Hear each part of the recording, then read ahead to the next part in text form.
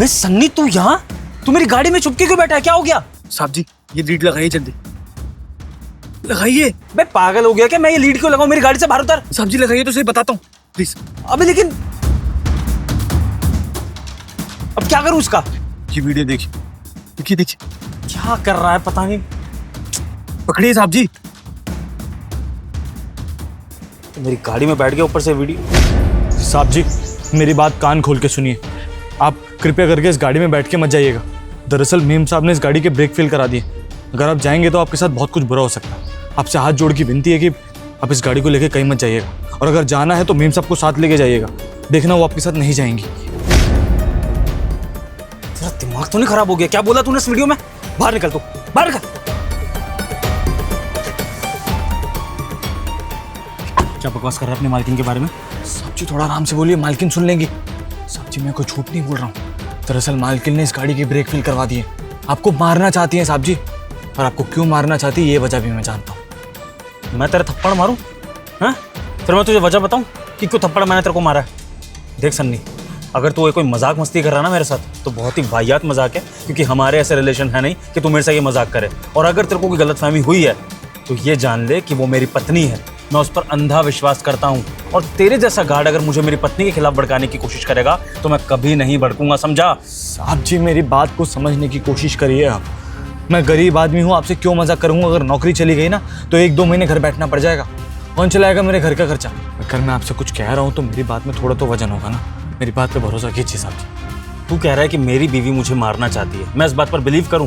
तू कोई सा भी लॉजिक ले मेरे आगे, लेकिन कोई भी पति ये नहीं मानना चाहेगा कि उसकी बीवी उसको मारना चाहती है। बहुत प्यार करती है मुझसे, और तू मुझे उसके खिलाफ इस तरह से भड़का रहा है। मुझे लग रहा है कि तुझे ना हमारे किसी दुश्मन ने पैसे वैसे दिए ये सब बताने के लिए। बता कौन है हमारा वो दुश्मन जो तुझे भड़का रहा है? बता। साहब जी कोई दुश्मन नहीं है, मेम साहब का कहीं और चक्कर चल रहा है, किसी और से प्यार करती है वो। हमने सुबह खुद देखा था, जब हम जल्दी आ गए थे ना, वो गाड़ी की ब्रेक फेल करवा रही थी। साहब जी मेरी बात का यकीन करिए, और अगर आपको मेरी बात पे यकीन नहीं है तो आप एक काम कीजिए, मेम साहब को बोलिए कि आपके साथ चले गाड़ी में। मैं वादे के साथ कह सकता हूँ वो मना कर देंगे, आप नहीं जाएंगे आपके साथ। तू ऐसा नहीं मानेगा। आज मैं तुझे थाने लेकर जाऊंगा, तुझे मैं डंडे पड़वाऊंगा जेल में, तब तू मानेगा। चल तू मेरे साथ। साहब जी ठीक है, पकड़वा देना, अब जो कहेंगे वो कर देना, लेकिन एक बार मेरी बात पे भरोसा करके मेम साहब को कहिए कि आपके साथ चले। मैं वादे के साथ कह सकता हूँ कि वो मना कर देंगी, और जैसे ही वो मना करेंगे ना आपको सब कुछ सच पता चल जाएगा। गरीब आदमी हूँ साहब जी, अपनी माँ की कसम खा के कह रहा हूँ, नमक खाया है आपका, झूठ नहीं बोलूँगा आपसे। मेम साहब ने सुबह सुबह मैकेनिक को बुला के आपकी गाड़ी की ब्रेक फेल करवाया। बाकी मानना ना मानना आपकी मर्जी है साहब जी। ठीक है, अब तो यही होगा। मैं तेरी मालकिन का टेस्ट लूंगा, ये जानने की कोशिश करूंगा कि तू सच बोल रहा है कि झूठ। और अगर तेरी बात झूठी निकली सन्नी, तो सच कह रहा हूँ 2 थप्पड़ तो मैं तेरे यहीं मारूंगा तेरी मालकिन के आगे। उसके बाद घसीटता हुआ पुलिस स्टेशन लेकर जाऊंगा। और याद रखियो, तेरी माँ वैसे भी मर जाएगी अगर तुझे वो जेल में देखेगी, तो समझा? अब तो रुक यहीं पे। क्या हुआ विभोर, क्यों चिल्ला रहे हो इतना? क्या किया सिक्योरिटी गार्ड ने? नहीं कुछ नहीं कंचन, वो इसने ना मेरा फ़ोन ख़राब कर दिया था, गिरा दिया था, तो इसलिए मैं उसको बस डांट रहा था। चले हम चल रहे थे। हम? विभोर मेरे ना पैरों में दर्द हो गया है, मैं नहीं जा सकती हूँ। काम करो, तुम अकेले चले जाओ कार ठीक करवाने, और इस सिक्योरिटी गार्ड से ना ज़्यादा बातें मत किया करो, ये है ही 1 नंबर का कामचोर। एक बात बता, जब तुझे पता है कि हम लोग बिजी रहते हैं, इतनी मेहनत करते हैं, थक जाते हैं, तू कार लेके नहीं जा सकता था? अब तेरे सर को जाना पड़ेगा, पागल कहीं का। कोई नहीं, इसके भरोसे हम कार छोड़ भी नहीं सकते, तुम जाओ लेके जाओ कार। कंचन, हमारा प्लान तो ये था ना कि हम साथ में जाएंगे, गाड़ी को ठीक करा लेंगे मैकेनिक से, फिर उसके बाद शॉपिंग पे निकलेंगे। तो फिर तुम अब मना क्यों कर रही हो इस प्लान के लिए? विभोर अभी तो बताया, पैरों में बहुत दर्द हो रहा है और सर में भी दर्द हो गया है, इसलिए तुम चले जाओ। मैं घर जाके ना रेस्ट करना चाहती हूँ। और रेस्ट क्या, ऑफिस का काम ही करूँगी घर जाके। अगर आज पूरा पेंडिंग वर्क नहीं निपटाया ना तो मेरे बॉस ना मुझे कल बहुत डांटेंगे।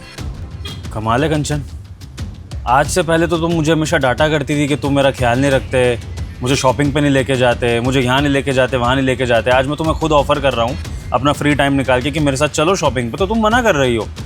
कुछ गड़बड़ लग रही है मुझे कंचन, क्या बात है? सब ठीक है? तुम इस तरह से मना क्यों कर रही हो अचानक से? विभोर तुम क्या बहकी बहकी बातें कर रहे हो? आज का दिन ही शॉपिंग के लिए शुभ है क्या? कभी और दिन नहीं जा सकते? बोल रही हो जब मेरे पैरों में दर्द हो रहा है, सर में दर्द हो रहा है, बीमार हूँ मैं, अब बीमारी में जाऊँ क्या शॉपिंग करने? इतना नहीं समझते हो अपनी बीवी को?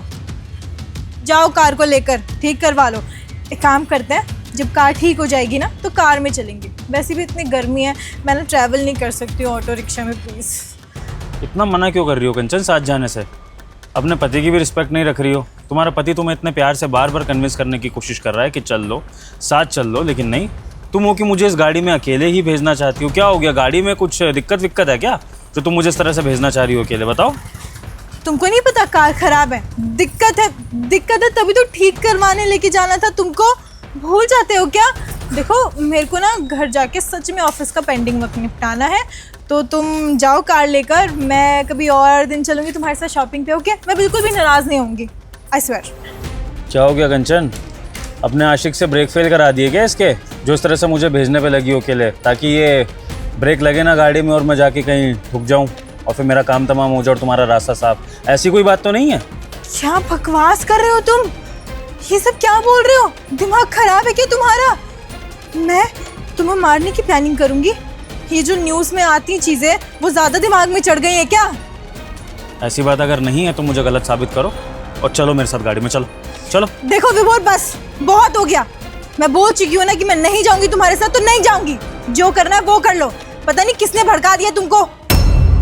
तू सही कह रहा था सन्नी, तेरी मालकिन है धोखेबाज। क्योंकि अगर ये सच्ची होती तो फिर ये मेरे साथ गाड़ी में बैठ जाती और थोड़ी दूर तक ही सही लेकिन चल के दिखा देती। लेकिन इसने साफ बता दिया अपनी इन बातों से कि इस गाड़ी के ब्रेक फेल है और ये अपने पति को मारना चाहती है। तो कंचन, तुम्हारा पर्दाफाश हो चुका है।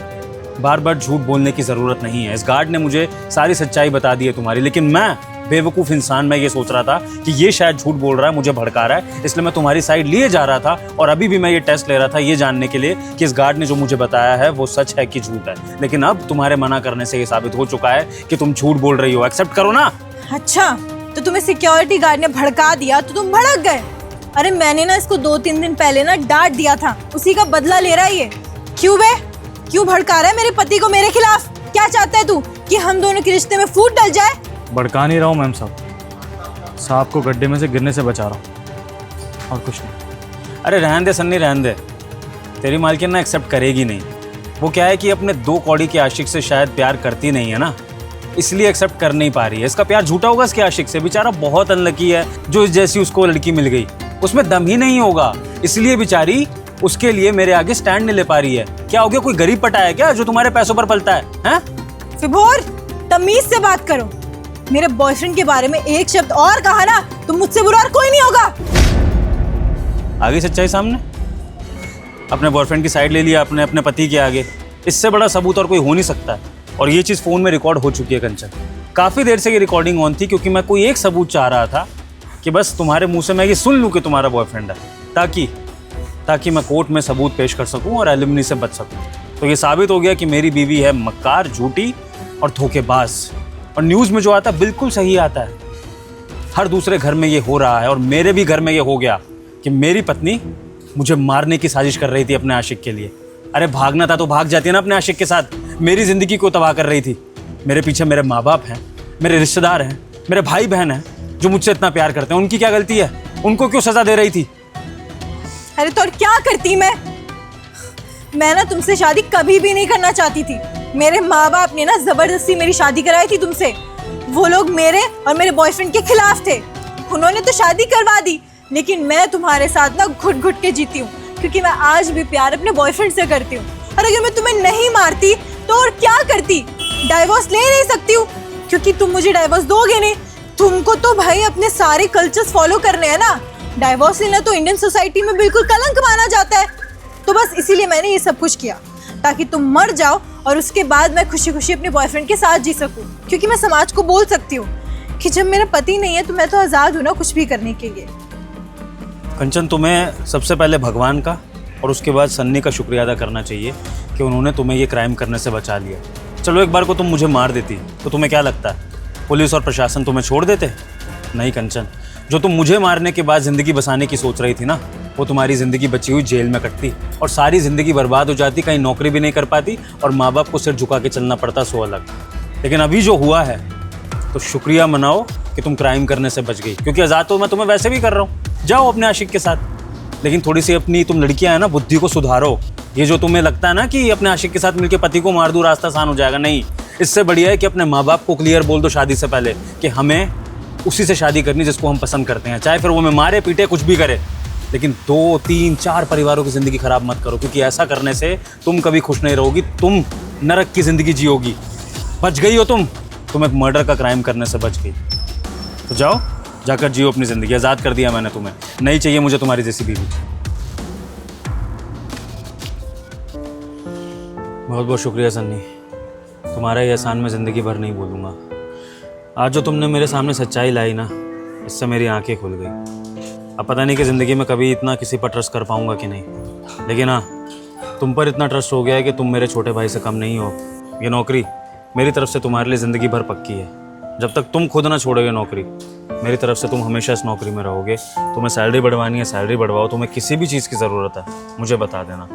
लेकिन मैं चाहता हूँ कि जिस ईमानदारी से तुमने मुझे आज बचाया, मेरे लिए सेवा करी है, उसी ईमानदारी से मेरे घर की ड्यूटी करते रहो, रखवाली करते रहो। बस यही मुझे चाहिए, क्योंकि अब तो घर के अंदर वालों पर ही भरोसा नहीं रहा, तो घर के बाहर वालों से तो वैसे ही इतना खतरा बढ़ गया है। तो ऐसे में तुम जैसे वफादार लोग मुझे अपने आसपास चाहिए। तो उम्मीद करता हूँ कि तुम बड़े भाई की तरह मानकर हमेशा मेरी सेवा करोगे और मेरा साथ दोगे। जी साहब जी, और मैंने आपके ऊपर कोई एहसान नहीं किया है। आप एक अच्छे इंसान हैं और आपके साथ कभी कुछ गलत नहीं होना चाहिए। बाकी आप बैठिए अंदर, मैं मैकेनिक को बुला के लाता हूँ, आपकी गाड़ी ठीक करवा देता हूँ। ठीक है, ये लो। शुक्रिया।